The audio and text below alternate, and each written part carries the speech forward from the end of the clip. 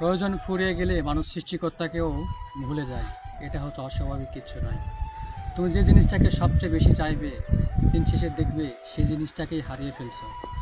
তাই দুঃখ পেয়ে লাভ নেই। মানুষ সব সময় এভাবে অ্যাডজাস্ট করেই আমাদের জন্য এটা করতে পারবে, এটা করবেই, করা উচিত, এমন আশাগুলোই আমাদের দুঃখ দিয়ে যায়, আমাদের ভালো থাকাগুলো কেড়ে নিয়ে যায়। তাই বলছি, এসব মানুষ থেকে তেমন কিছু বাদ দিয়ে দিবেন। কথাগুলো ছোট হলেও এই কথাগুলো অনেক দামি।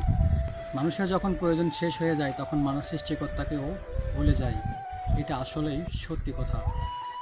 তাই অকারণে দুঃখ পাওয়া থেকে বাঁচতে চাইলে মানুষ থেকে আশা করাটা আজকে থেকেই বন্ধ করতে হবে। অবশ্যই আমরা মানুষ ছাড়া বাঁচতে পারবো না।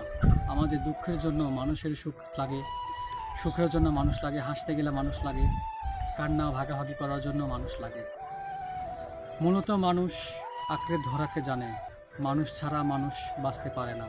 তবে মানুষ যখন দুঃখ দেয় তখন আমাদের প্রশ্ন জাগে, আচ্ছা, ও কি আমাকে দুঃখ দিতে পারে? একটা আপন হলেও আমাকে কষ্ট দিতে পারে? এই কষ্টটা দেওয়া কি তার উচিত হলো?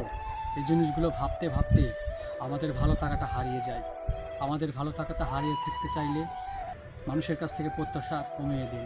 মানুষের কাছে যেটুকু না মিশলেই নয়, সেটুকু মেশার চেষ্টা করুন। তাহলেই দেখবেন অত বেশি কষ্ট আপনার জীবনে হবে না। সহজেই মানুষকে আপনি হারাতে পারবেন না।